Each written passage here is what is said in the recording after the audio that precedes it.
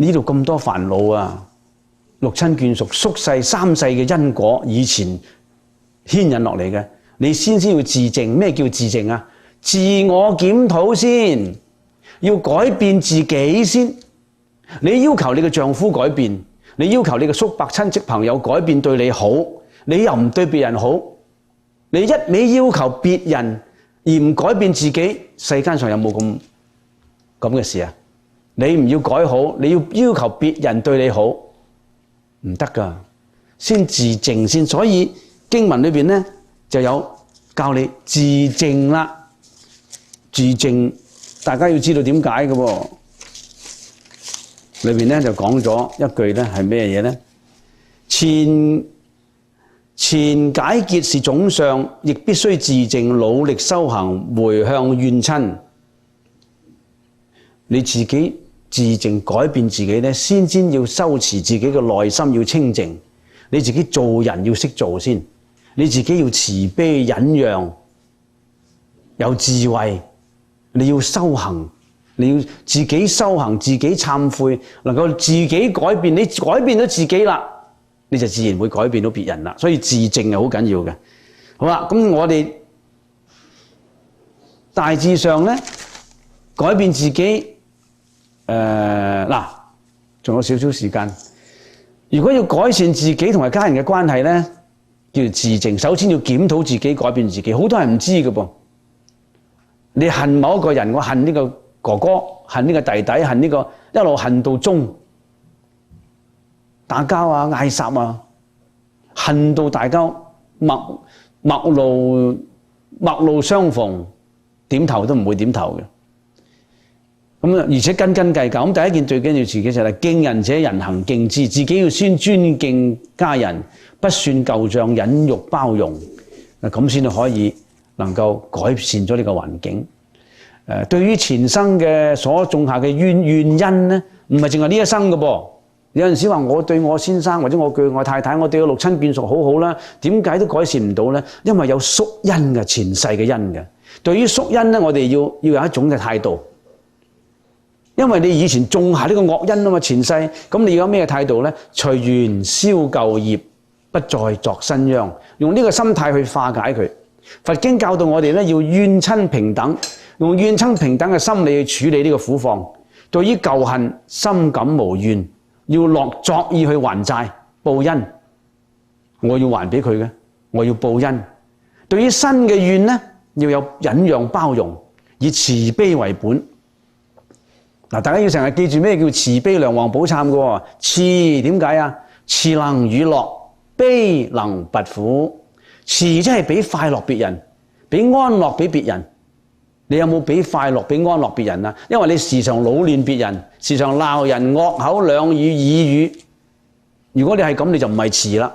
悲係咩啊？拔苦，悲能拔苦啊嘛。你有冇拔除別人嘅痛苦啊？你不單止冇，你仲加別人嘅痛苦，咁就唔係慈悲啦。嗱，咁所以咧，今日咧就係講咗話係卷，大家拜咗咧卷1、卷2、卷3、卷4。卷4、卷5啦，卷6啦，卷5同卷6都就係解冤釋結啦。咁啊，明日嘅卷7咧，或者今日下晝有卷7嘅咯喎。卷7好重要嘅噃。卷7叫做第10品。卷7第10品係咩？自慶啊，自慶品，即係自己要珍惜自己嘅生命啊，要珍惜現時呢個修行啊。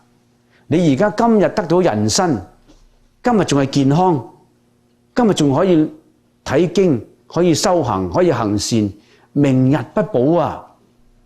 所以我哋古德有一句說話咧：今夜上床睡眠去，今日脫鞋睡眠去，不知明日穿不穿。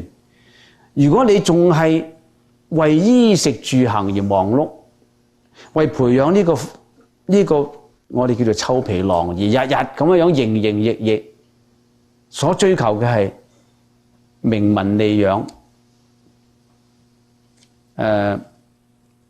五欲財色名食睡，日日追求係滋養呢個身體。所以我成日都講，我哋有一個英文嘅有個瑞典嘅作家咧，喺40年、50年代就講咗句好句説話。我哋呢個係一個旅行袋嚟嘅。我哋而家身體係旅行袋。Our skin is the travelling bag of our existence. That's a good quotation. Our skin is the travelling bag of our existence. 我哋日日攞住呢個身體，呢個有業力嘅身體，你仲唔懂得去修行，仲係唔知道咩叫念佛，咩叫拜懺，咩叫禪坐，點樣去咩呢個世界點解係有四聖諦八正道？我哋點樣去修行？佛法嘅修行嘅方法係點？你一無所問，你嚟到佛堂咧，就只係當佛堂係一個會所，係一個識人嘅地方，係一個去食下齋啊、燒下香啊。你虛度咗啦，如入寶山空手回，唔係燒香啊！燒香係一個風俗嚟嘅，就唔係佛陀嘅義理啊，係中國人嘅一種風俗。你嚟到淨係識得食齋啊，你應該聽經增加自己嘅智慧啊。自慶係咩呢？珍惜現在嘅生命，修學佛法，脫離六道輪迴，唔好再喺生死裏邊流轉啊！生生世世六親眷屬不斷怨對。好啦，咁我仲提到一點呢，就今日講完啦，我唔記得提嘅。我咪講卷5同卷6呢，有兩品嘅解冤釋結。解冤釋結裏邊有兩個部分嘅喎。第一個解冤釋結咧就係親人嘅解冤釋結，六親眷屬、父子兄弟、姊妹、姑兒叔伯，六親眷屬啦，解開六親眷屬裏邊嘅冤結。咁啊，第二個部分係咩咧？解開對屬四生六道一切眾生嘅冤結。你唔止對你嘅親屬以前做錯事喎，做一切嘅眾生，你日日殺生食肉，佢冤結無量啊！你要解開嗰啲冤，你做咗都唔知。你要解開對一切眾生嘅冤結，不單止對親人嘅冤結。